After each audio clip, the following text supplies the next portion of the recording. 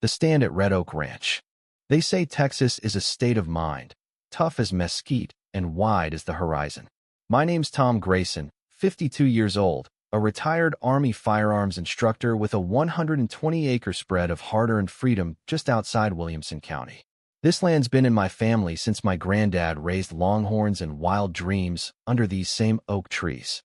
When he passed, the deed came to me signed, notarized, and filed at the county courthouse with more ink than a cattle brand. My ranch, Red Oak, stands apart from the cookie-cutter subdivisions popping up nearby, especially Willow Creek Estates, an HOA-governed enclave with rules thicker than a Bible and less heart. Trouble started a month ago with a letter, gold embossed like it was straight from a senator's desk. It came from Linda Harper, president of the Willow Creek HOA, claiming my barn and the flagpole flying the stars and stripes alongside the Texas Lone Star violated their aesthetic standards. She invited me to voluntarily comply and consider joining their HOA. I laughed so hard I spilled my coffee. I wrote back one line, "My land ain't yours. Leave it be." Thought that'd end it. I was wrong. Soon, official-looking citations arrived, demanding fines for ongoing violations. I shredded them. Then I spotted a black dome camera on my front gate, watching my driveway like a hawk. No logo, no warning. The next day, two men in green polo shirts Willow Creek HOA patrol stood at my fence. One held a clipboard. The other had the smug grin of a desk clerk playing sheriff. "We're here about animal neglect complaints," clipboard said, eyeing my horses. "Got a warrant?" I asked, stepping off my porch. They didn't. "This ain't your land," I told them. "Cross that fence, and my dogs'll introduce themselves." My shepherds, Buck and Scout, growled low, ears sharp. They left, but the next morning, a new notice was taped to my gate, complete with a map circling my entire ranch like it was theirs. That's when it hit me this wasn't just petty bureaucracy. This was a land grab. I poured a bourbon at noon, not out of nerves, but resolve. In Texas, when someone comes for what's yours, you don't negotiate with polite letters. It was dawn when I knew something was wrong.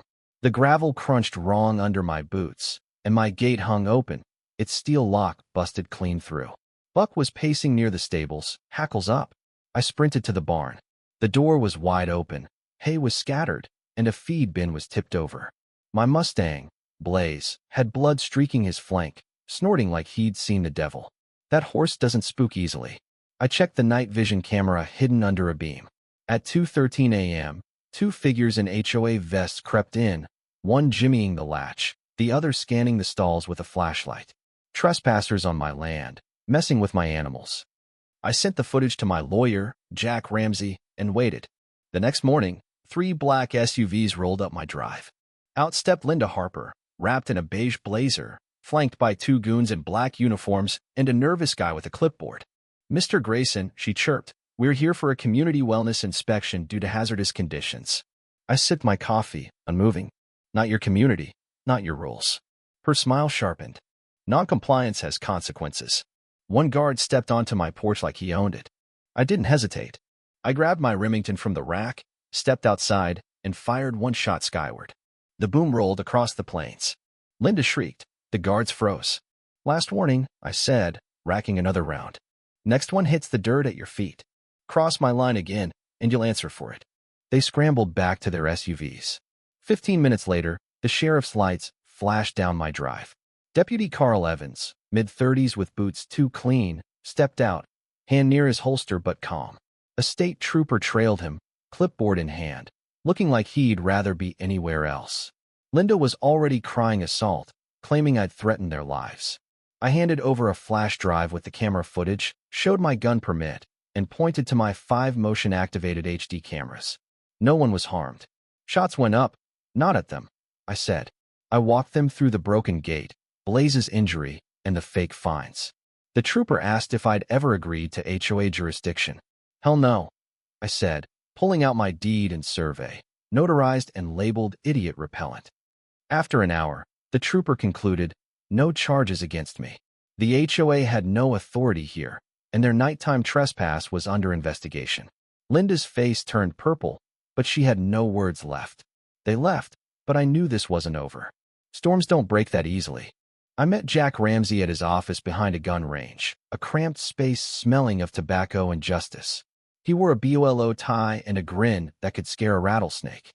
I showed him the HOA's map claiming my land. He laughed. This ain't a legal document. It's a fantasy with a logo. He confirmed my deed was ironclad, no HOA, no annexation.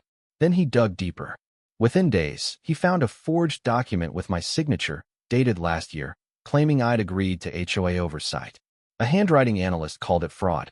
Jack also uncovered fake complaint smells, animal cruelty, unpermitted structures using stock photos from an Arizona article. The HOA's security team? Unlicensed. One had a sealed assault charge from 2019. Linda had hired muscle, not guards. We filed a civil suit for fraud, harassment, trespass, and defamation, plus criminal fraud with the DA. Word spread fast. Linda called an emergency HOA meeting. One board member quit on the spot. A reporter, Mike Larson, showed up, writing about HOA overreach. I shared everything: footage, forgery, the works. That night, I posted on a landowner forum. My inbox exploded with stories from others: ranchers, retirees, single moms bullied by HOAs. I printed 50 flyers. Free Landowners Coalition. Defend what's yours. They went across the county. The courtroom was no nonsense, with oak benches and scuffed tiles. Judge Ellen Carter, a former prosecutor, didn't tolerate theatrics. Linda sat with two slick lawyers. I had Jack, calm as ever. He presented the evidence: camera footage, the forged signature next to my real one, testimony from a former HOA secretary who admitted Linda ordered the forgery to deal with the eyesore rancher. Linda's team called me unstable, played the shotgun footage for drama. Jack froze it on the muzzle flash, skyward, not at anyone. Mr. Grayson fired legally on his property to deter unlicensed trespassers, he said. He played Linda's voice from my gate cam. If he won't sign, we'll file it like he did. The jury didn't flinch. The zoning officer confirmed my land was outside the HOA bounds. The analyst proved the forgery. After 4 hours, the verdict came. I won on all counts. Linda got 18 months in county jail and $280,000 in damages to me for security, vet bills, legal fees, and reputational harm. She stood frozen as the bailiff cuffed her, muttering, "This can't be happening." I tipped my hat as she passed. 2 weeks later, I stayed vigilant. No parties, just new cameras, motion lights, and Buck and Scout on patrol. Then came the warnings. A gutted squirrel on my gate, clipped camera wires, fresh hay dumped inside my fence. At 3 a.m., Buck's growl woke me. I heard a fence post snap. Moving silently, I spotted 2 figures in ski masks, one with a crowbar, the other a jerry can. Arson. I stepped out, Winchester aimed low. Drop it. The crowbar fell. The second guy ran. I fired into the dirt ahead of him. He dropped, hands up. Zip-tied and waiting, they cracked fast. Paid in cash by a woman on a burner phone. Burn the barn. Make him pay. Sheriff's deputies traced the SUV to Linda. From jail, she'd orchestrated felony arson. In court again, she faced a federal prosecutor. New charges: conspiracy, arson, retaliation, added 10 years, no parole. Her hired men got 5 and 7 years.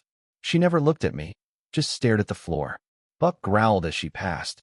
She flinched. Peace settled over Red Oak. The barn was repainted, blaze healed, and my smoker fired up for the first time in months. A new sign stood at my gate. No HOA. This is Texas. Respect the line. It became a local legend, drawing photo seekers. The Free Landowners Coalition grew to 200 members, meeting in my barn with brisket and resolve. Mike's article, "The Rancher Who Shot the Sky," went national. A woman from Lubbock drove 6 hours to thank me.